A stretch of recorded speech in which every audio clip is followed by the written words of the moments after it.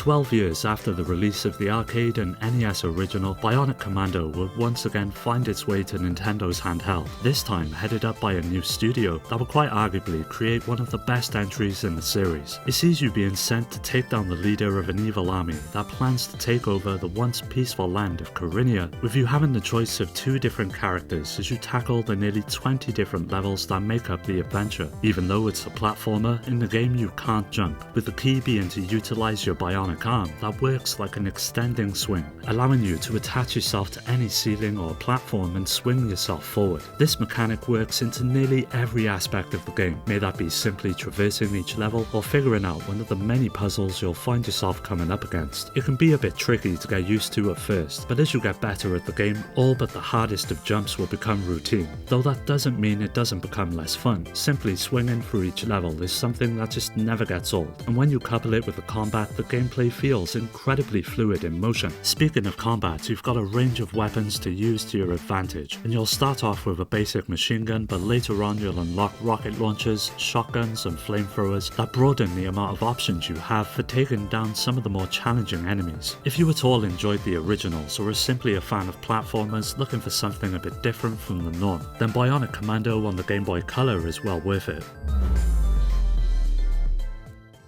If there was one genre that the Game Boy Color was lacking in, it had to be shooters, but that all changed with the release of Project S11 that is easily one of the most impressive games that landed on the handheld. Similar to a lot of shooters, there's not much in terms of story, and you're basically a pilot of a top secret ship known as the S11 who's tasked with repelling an alien invasion. Now there's about 8 levels in total that see you working towards locating the alien's planet against a range of different backdrops as you're simply tasked with shooting anything that moves. Thankfully, you've got a great range of weapons to handle the wave of enemies, with the standard missiles, lasers, spread shot and flame fountain, which can all be upgraded by collecting power-ups throughout each run. In terms of defense, you've got a shield meter that offers a bit of protection against bullets, but once it reaches 0 you lose a life, and if you lose all 4 it's game over. What effectively enhances the presentation of S11 is its incorporation of several gimmicks that elevate it beyond its otherwise dated appearance. Visually, as the terrain flows by and numerous ships pour onto the screen, you'll no doubt be impressed by the game's use of flowing water, heat-distorted volcanoes and huge bosses that look incredible for its time. The developers Paragon 5 managed to achieve this even without any noticeable flicker or slowdown, making it one of the best looking games that you're gonna see on the Game Boy Color when it comes to shooters. The Game Boy wasn't without its fair share of platformers, but one that doesn't get talked about too often is Samurai Kid, which perfectly blended action, platforming and puzzle solving into one of the most overlooked games on the console. Much like the name suggests, you assume the role of a young samurai, where you've got to reclaim 10 castles throughout the land that have been overrun by enemies, with your movesets and abilities revolving around 3 different weapons. You've got your katana, a gourd and a fan that each come along with unique functions that are both central to not only combat but solving the many different puzzles throughout each level. Your sword delivers a powerful charged attack that can destroy rocks as well as enemies, whereas the gourd can be thrown to activate different switches, and the fan being used to unleash gusts of wind that can strategically push objects or enemies into the right position. This concept of manipulating the environment is at the core of the gameplay and plays into each of the levels' design. It all starts out quite simple, for example having to lure enemies onto a pressure plate to open a door, but it soon begins to get a lot more complicated, with the game introducing time switches, moving platforms and other hazards that you'll have to contend with. It goes hand in hand with another big aspect of the game, and that's exploring, as hidden within the depths of each level are hidden power-ups that rewards players with extra health and armor that can help you achieve the highest score for each level. In the end, Samurai Kid is one of the most unique platformers you're going to find on the Game Boy Color, and thanks to its healthy amount of challenge, it's something that's perfect to take with you on the go. Bomberman Quest is the perfect mix of the classic bomb-based gameplay and Zelda's structure and mechanics that ended up being one of the most overlooked RPGs on the system. It all kicks off with you waking up after crash landing in an unfamiliar land, where your goal is to recapture all of the monsters that escaped your ship and recover its engines in order to escape. Now there are 4 main sections in the game, each housing one of these engines and monsters that need to be defeated, which are all linked together by a sort of hub town where you're free to shop for new items and craft craft new weapons. You'll find yourself venturing out and returning often to stock up on hearts and bombs, but you'll slowly begin to unlock new abilities as you make it further into the game, from running shoes to shields and a variety of different armor and weapons. But what lies at the core of the gameplay is the crafting system. By defeating one of the bosses, even some of the regular monsters as well, you'll be rewarded with a bomb core, which can be mixed with one of many different components such as rubber that can create different bombs. You've got bouncing bombs, homing bombs, as well as ice that freezes enemies in place, with about 15 different types in total. So there's a lot to play around with, and it easily becomes one of the more enjoyable aspects of the game. Now, you don't need to capture all 48 of the escape monsters in order to complete the game. You just need to defeat every one of them that has a necessary item that you need, but you won't get the real ending without defeating all 4 dungeons and their commanders, as well as the escape monsters, and doing so gets you access to a hidden final boss and the true ending for your efforts. So if you can find it for a decent price or are looking to emulate something new, Bomberman Quest is definitely worth playing. Motocross Maniacs was one of the first games to hit the Game Boy, and it felt like the perfect stand-in for the lack of an Excitebike on the system. It eventually made a comeback for the Game Boy Color, and once again sees you jumping on your bike and driving across a series of side-scrolling courses, leaping over jumps and cruising through loops, all in the hopes of finishing in the fastest time possible. What really adds to the gameplay though is that your timing is not the only thing you'll have to worry about, as fuel is limited throughout each run, and you'll have to grab power-ups that replenish your stock, as well as nitro that will help you beat the clock and come in ahead of the pack. As you course through the air, you're able to perform a variety of different tricks, from spins and flips that if landed correctly will earn you a whole host of hidden power-ups. You've got jetpacks, faster boosts, and even an extra life that stops you from crashing out, so it's a good idea to get used to the trick system early on to make it through some of the more demanding stages later on. What really helps the game hit home though is the incredible track editor mode that allows you to create your own tracks from scratch, and with the chance to save several at once, you'll always have something new to play. With the absence of Excitebike on the Game Boy, Motocross Maniacs 2 is a great alternative, so if you're looking for a cool little racer on the handheld, definitely consider giving this one a go.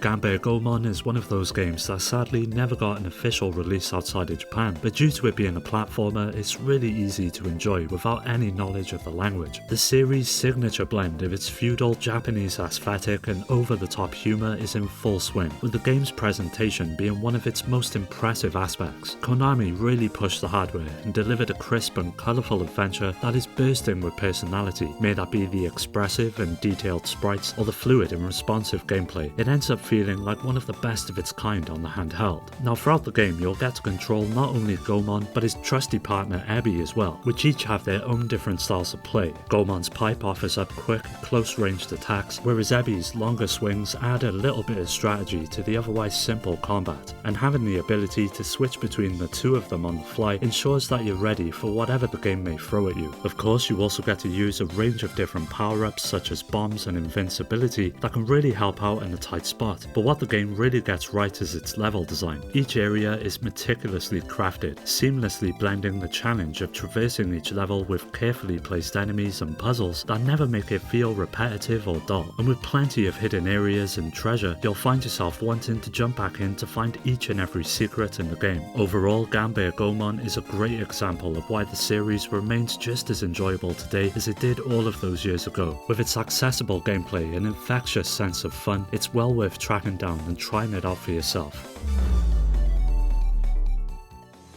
Daikatana is pretty well known for being one of those games that was hyped up beyond belief, but upon its release on PC it absolutely tanked, was full of bugs and was nowhere near what was promised throughout its development. The console versions didn't fare any better, but when it came to the Game Boy Color, the gameplay was completely reimagined and shared much more in common with the likes of Zelda and Crystallis, making it perfect for the portable system. The story revolves around Hiro, the leader of the Miyamoto clan, who's out to retrieve a sword known as the Daikatana that has the power to grant its user the ability to travel through time. As you work through the 32 levels that make up the campaign, you'll have to deal with an ever-growing number of different enemy types, but there's a fair few number of weapons throughout the game, from swords to lasers and hammers, that make the combat one of the most enjoyable aspects. Apart from the fighting, you've got a ton of puzzles to contend with as well, which surprisingly provide a decent amount of challenge to complete. From simple platforming to real head scratchers that will have you scrambling for the solution, they provide a great change of pace throughout the game.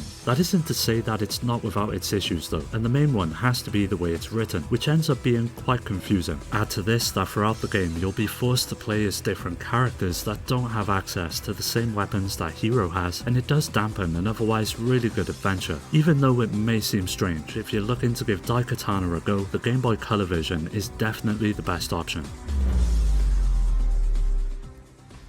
As the spiritual successor to the NES cult classic Shadow of the Ninja, Return brings with it all of the tight platforming and stealth mechanics that made the original so beloved, and throws you into the role of a ninja who has to retrieve a set of stolen scrolls, taken by a powerful, mysterious army that now haunts the once peaceful kingdom. You get to choose from one of two different characters at the start, who each have a slightly different playstyle that adds a bit of variety to the game. Both of them wield a katana but offer up different secondary weapons, with one of them getting shurikens and the other a boomerang, which give you a means to tackle enemies from afar. The gameplay itself is responsive, allowing you to navigate each level with precision, but the standout mechanic has to be the backflip. That's not only used to evade incoming attacks, but to also access some of the harder to reach areas. Unlike some of the other platformers of its time, Return of the Ninja places a great emphasis on stealth, and to avoid being seen you get to use the environment to your advantage. May that be hiding behind crates, submerging yourself in water, or simply timing your movements to remain unseen. It encourages a more deliberate and slower approach than say the likes of Ninja Gaiden, which is further enforced at the end of each level, where you're rewarded with a rank based on your stealth, speed and the enemies that you've taken down.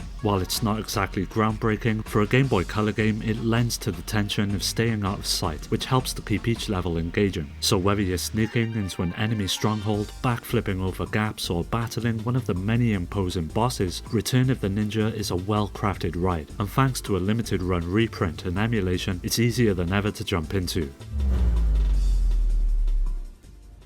Harry Potter and the Chamber of Secrets was a completely different take when compared to the games that released on the home consoles. It wasn't a straightforward action-adventure, and instead steered the game into a turn-based RPG that was perfectly tailored towards the strengths of the handheld. Like most RPGs, it's equal parts exploring and fighting, with the turn-based battles offering the core of the gameplay, where you control Harry, Hermione and Ron as a party, and get to wield their unique magic. It's your pretty standard menu-based system that sees you casting spells, using items, or defending and watching the group unleash their attacks in satisfying bursts. As you would expect, progression also manages to play a major role, and all of your spells will level up the more you use them and end up becoming more powerful versions that offer multiple hits and a higher amount of damage, ensuring that you'll always be in with a fighting chance. Outside of the battles, you'll roam around the school and have to deal with several puzzles that can only be solved by leveraging your magic in different ways, from creating platforms to cross gaps to pulling levers and pushing objects. And with so many secrets to be found, it's a good idea to explore as much as you can, with the game rewarding those who go out of their way with special items that benefit the party in several ways. It's not a game that stands out as one of the best RPGs on the system by any means, but one that proves that even a licensed game can end up being something rather special, and even though it got overshadowed by some of the bigger hits on the handheld, for fans it is definitely worth a playthrough.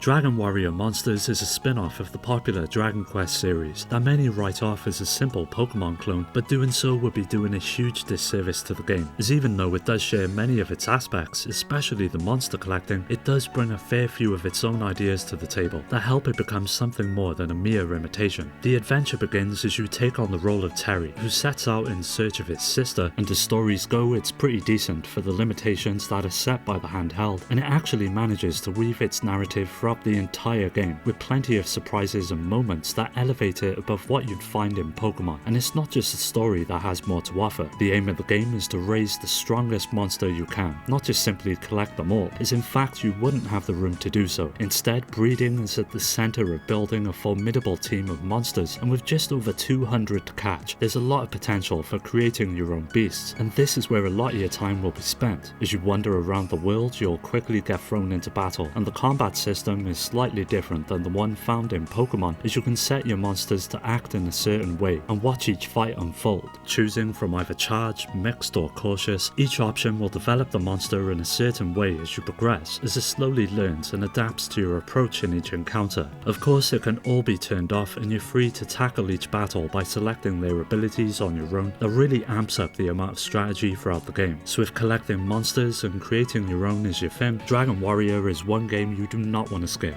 Well, that does it for another video. Keep an eye out for the next part, as that will be coming up soon, so don't forget to subscribe and hit that bell to get notified about new videos. You can follow me on all of the socials, which are linked below, to stay up to date, and also join my growing community on Discord to meet many like-minded gamers to continue the conversation with. I'd like to give a special shout out to my Patreon supporters: Rhino, Skill Jim, Shuden, Richard, Amy, Daniel, Dio, Omar, Strider, Pierre, Carl, Awesome Jacket Dude, Maximus, Scott, Alfred, Terry, Ryan, Alex, GameCube Galaxy, Curse Salaryman, Fake and Paddy J for their continued support that helps make these videos possible. If you're interested in joining the Discord or supporting the channel through Patreon, you'll find all of these links down below.